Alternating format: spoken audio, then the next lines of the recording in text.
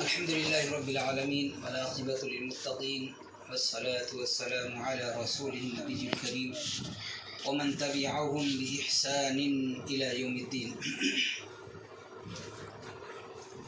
محترم سامعین و سامعات، آج کی قیام اللیل میں 26ویں پارے کی تلاوت کی گئی ہے. اس پارے کی شروعات سورہ احقاف سے کی گئی ہے اور اس میں اللہ رب العالمین نے حضرت ہود علیہ السلام کی قوم کا تذکرہ کیا ہے. آپ جب اس تذکرے کو پڑھیں گے یا سنیں گے تو پتہ چلے گا کہ اللہ رب العالمین نے ان کو عذاب دیا اور ان کے عذاب کے بعد وہ پورا علاقہ آج سنسان اور صحرا پڑا ہوا ہے، وہاں کوئی آبادی نہیں ہوئی. آگے اللہ رب العالمین نے بہت بہترین بات بتائی ہے جو ہمارے اور آپ کے لیے سننے کے قابل ہے اور ذہن میں رکھ کر اس کے مطابق اپنی عائلی زندگی جو ہے، گھریلو زندگی ہے، اور ایک دوسرے کا ادب اور احترام اور عزت، اس کے تعلق سے بہت ساری باتیں اللہ رب العالمین نے ہمیں وصیت کی ہیں. اللہ رب العالمین نے بیان فرمایا وَوَصَّيْنَا الْإِنسَانَ بِوَالِدَيْهِ إِحْسَانًا، ہم نے انسان کو وصیت کر دی ہے کہ وہ اپنے ماں باپ کے ساتھ حسن سلوک کرے. ماں ایسی ہستی کہ جس کے تعلق سے نبی اکرم صلی اللہ تعالی علیہ وسلم نے ایک مرتبہ ایک صحابی، انہوں نے اپنا نام لکھا دیا کہیں غزوے میں جانے کے لیے، جہاد پر جانے کے لیے. نبی اکرم صلی اللہ تعالی علیہ وسلم نے پوچھا کیا تمہارے گھر میں تمہاری ماں ہے؟ انہوں نے کہا ہاں. کہ ان کی دیکھ بھال کرنے کے لیے؟ صحابی نے کہا کوئی نہیں ہے. تو آپ نے کہا کہ جاؤ اور تم اپنی ماں کی خدمت کرو. صحابی نے کہا کہ اللہ کے رسول صلی اللہ علیہ وسلم میں جہاد میں شریک ہونا چاہتا تھا، میری تمنا تھی. نبی اکرم صلی اللہ تعالی علیہ وسلم نے کہا کہ جاؤ اور اپنی ماں کی خدمت کرو، تمہاری ماں کی خدمت میں تمہیں اس سے زیادہ ثواب ملے گا. جب کبھی تم اپنی ماں کو رحمت کی نظر سے، محبت کی نظر سے دیکھو گے، اللہ تمہارے اعمال میں ایک حج مبرور کا ثواب لکھ دے گا. ماں ایسی ہستی ہے. آج بہت سارے لوگ ماں کی ناقدری کرتے ہیں، باپ کی ناقدری کرتے ہیں، حالانکہ ان کو یہ سمجھنا چاہیے کہ انہی کی مرہون منت آج ہم اس لائق پہنچے ہیں کہ ہم اپنے پیروں پر کھڑے ہو کر دنیا کو دیکھ رہے ہیں. یہ ماں باپ کی ہی دین ہے، ان کا پیار ہے، ان کی شفقت ہے، ان کی محبت ہے کہ انہوں نے اس طریقے سے ہم کو پال پوس کر اتنا بڑا کیا ہے. اللہ رب العالمین نے بیان فرمایا وَوَصَّيْنَا الْإِنسَانَ بِوَالِدَيْهِ إِحْسَانًا حَمَلَتْهُ أُمُّهُ كُرْهًا، ماں 9 مہینے اپنے پیٹ میں رکھتی ہے. کیا پریشانیاں ہوتی ہیں، کیسی پریشانیاں ہوتی ہیں، وہ ماں ہی جانتی ہے. ایک مثال دے کر انسان کو سمجھانے کی کوشش کی گئی ہے کہ آدمی کوئی وزنی چیز 2-2.5 کلو 3 کلو وزنی چیز لے اور اپنے ہاتھ پر رکھ لے، 1 گھنٹے کے بعد اس کا ہاتھ شل ہو جائے گا. 1 گھنٹے کے بعد 2-2.5 کلو اگر اپنے ہاتھ پر رکھے اور اس کو اتارے نہ تو اس کا ہاتھ شل ہو جائے گا، ہاتھ کام کرنا چھوڑ دے گا. 1 گھنٹے میں یہ حالت ہوتی ہے. اور وہ ماں 9 مہینے اپنے پیٹ میں اپنے بچے کو رکھتی ہے. اس بچے کو تو اس پر قربان ہو جانا چاہیے. اور حقیقت بھی یہی ہے کہ اگر بچے کو اللہ سے محبت ہے اور اللہ کی بنائی ہوئی نعمتوں والی جنت سے محبت ہے، اس کو حاصل کرنے کا جذبہ ہے، تو اسے ماں کی خدمت کرنی ہی چاہیے. اس لیے کہ ماں خوش ہو کر جب اللہ رب العالمین سے دعا کرتی ہے کہ اللہ میرے بچے کی خطاؤں کو معاف فرما دے، اس پر اپنا رحم نازل فرما، تو اللہ خوش ہو جاتا ہے اور آپ کی ماں کی دعائیں سن کر رحم و کرم کا نزول کر دیا کرتا ہے اللہ رب العالمین ماں کی دعاؤں کو وجہ سے.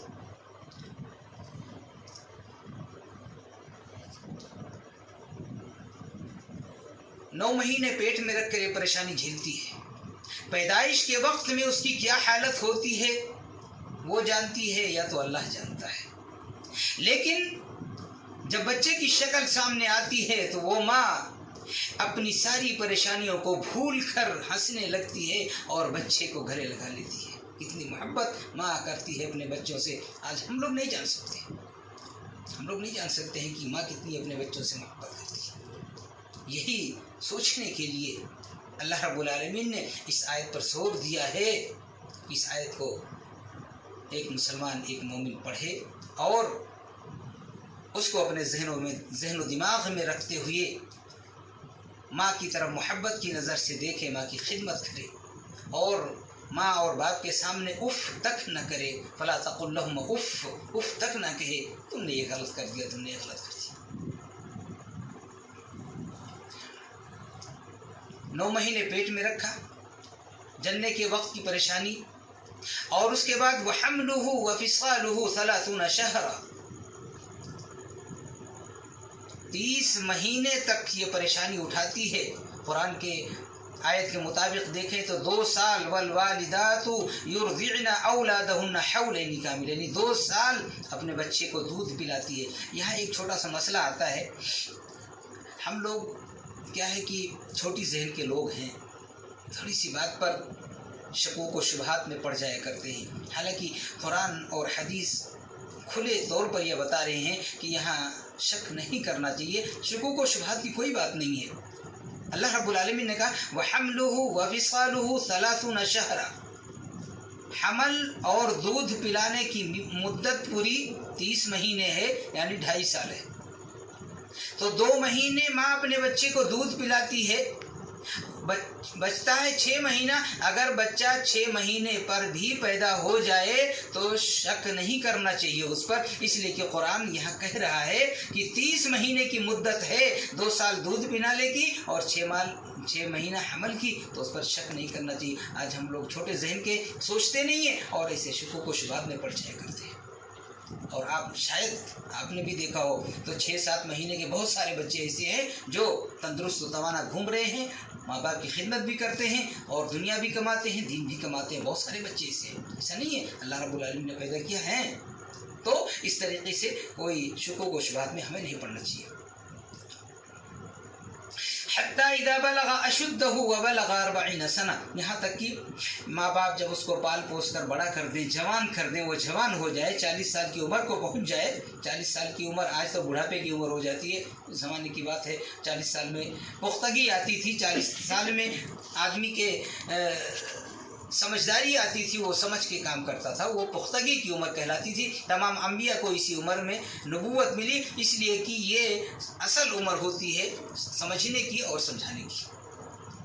तो अल्लाह रब्बुल आलमीन ने कहा जब इस उम्र को बच्चा पहुंच जाए, आदमी पहुंच जाए, इंसान पहुंच जाए, तो उसे दुआ करनी चाहिए। एक दुआ कुरान ने सिखलाई है। दुआ हम लोग दुआएं नहीं करते हैं, हम लोग अपने लिए भी दुआ नहीं करते हैं, अपने माँ बाप के लिए भी दुआ नहीं करते हैं, अपने बीवी बच्चों के लिए भी दुआ नहीं करते हैं। दुआ करना चाहिए, सिर्फ सोचने से कुछ नहीं होता है। अल्लाह रब्बुल आलमीन कहता है उदऊनी अस्तजिब लकुम, मुझसे दुआ करो, मैं तुम्हारी दुआओं को सुनता हूँ और तुम्हारी उन तमाम परेशानियों को जो आने वाली हो सकती हैं दूर कर दिया करता हूँ।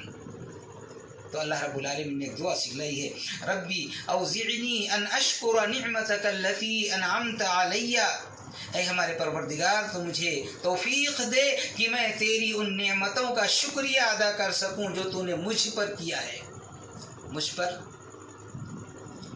इस दुनिया के अंदर भेजा, सेहत और तंदुरुस्ती दी, जवानी बख्शी, इस लायक बनाया कि हम दुनिया को देख सकें, दुनिया को समझ सकें, दुनिया से कुछ हासिल कर सकें, अपने लिए भी, अपने घर वालों के लिए भी। ये सारी सलाहियतें किसने दी? अल्लाह ने दी। कोशिश हमारी रही, लेकिन ये तमाम सलाहियतें अल्लाह रब्बुल आलमीन ही की दी हुई हैं।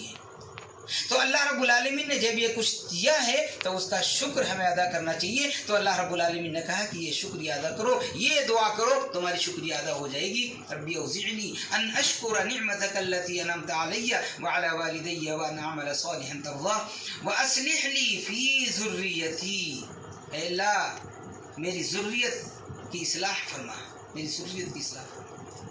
دعا ہم کریں گے. قرآن کی آیت ہے, اللہ نے نازل کیا ہے, تو اللہ کے کلام کے ذریعے جب ہم اللہ رب العالمین کی رحمت کو آواز دیتے ہیں تو اللہ بہت خوش ہوتا ہے.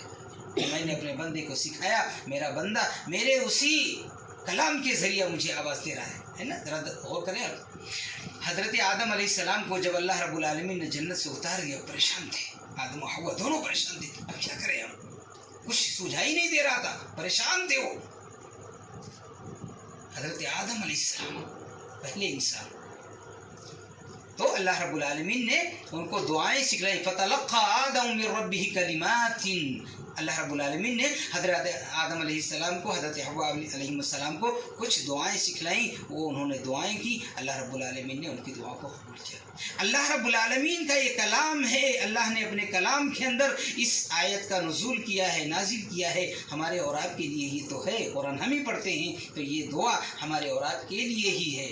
تو اللہ رب العالمین نے اس دعا کی تلقین کی ہے, وصیت کی ہے کہ اس دعا کو ہم پڑھا کریں. وَأَصْلِحْ لِي فِي ذُرِّيَّتِي, اے اللہ تو میری ذریت میں اصلاح پیدا کر, میرے گھریلو معاملات میں اصلاح پیدا کر. یہ ساری چیزیں اس میں آ جاتی. انی تبت الیک, اے اللہ میں تیری طرف رجوع کرتا ہوں, توبہ کرتا ہوں اپنی غلطیوں کی. اللہ تجھ سے معافی مانگتا ہوں, اللہ تو میری غلطیوں کو معاف فرما دے. وَأَنَا أَوَّلُ الْمُسْلِمِينَ, اور میں مسلمانوں میں سے ہوں. میں مسلمان ہوں, قرآن پڑھتا ہوں, مومن ہوں, نمازیں بھی پڑھتا ہوں. تیرے بتائے ہوئے ان کلمات کے ذریعے اللہ تیری رحمت کو آواز دیتا ہوں. اللہ تو ہم پر اپنا رحم و کرم نازل فرما دے. ایسا اللہ خوش ہوتا ہے, بہت خوش ہوتا ہے اللہ. ہم اس کا اندازہ بھی نہیں کر سکتے. کبھی سوچیں کہ اتنی ساری پریشانیاں ہمارے ساتھ تھیں, ہمارے سامنے تھیں, یہ سب کہاں چلی گئی. تب ہم کو اندازہ ہوتا ہے کہ یہ ساری پریشانیاں آئیں, لیکن جب ہم نے اللہ کو آواز دی, اللہ نے اپنے رحم و کرم سے ان تمام پریشانیوں کو دور کر دیا, پتہ ہی نہیں چلا. تو اللہ ایسا ہے, رحیم ہے, اللہ کریم ہے. اللہ ہم پر اپنا رحم و کرم نازل فرماتا ہے. شرط یہ ہے کہ ہم اس کے رحم و کرم کو آواز دیں. تو اللہ رب العالمین نے جو دعائیں سکھلائی ہیں قرآن کے ذریعہ, نبی اکرم صلی اللہ تعالی وسلم نے جو دعائیں سکھلائی ہیں حدیثوں کے ذریعہ, ان کو ہم یاد رکھیں, اپنے ذہنوں میں رکھیں اور اپنے دعاؤں کے اندر شامل کریں, اور ان دعاؤں کے ذریعہ اللہ رب العالمین کے رحم و کرم کو آواز دیں. انشاءاللہ ہماری تمام حاجتیں پوری ہوں گی, تمام مرادیں پوری ہوں گی, تمام پریشانیاں انشاءاللہ دور ہوں گی, اور ہم آرام و راحت کی زندگی بسر کر سکیں گے. اللہ ہم سب پر اپنا رحم و کرم نازل فرمائے. رب العالمین اپنے رحم و کرم سے ہم سب کے نمازوں کو قبول فرما. رب العالمین تو اپنے رحم و کرم سے ہم سب کے روزوں کو قبول فرما. مولا تو اپنے رحم و کرم سے ہم سب کے قیام اللیل کو قبول فرما.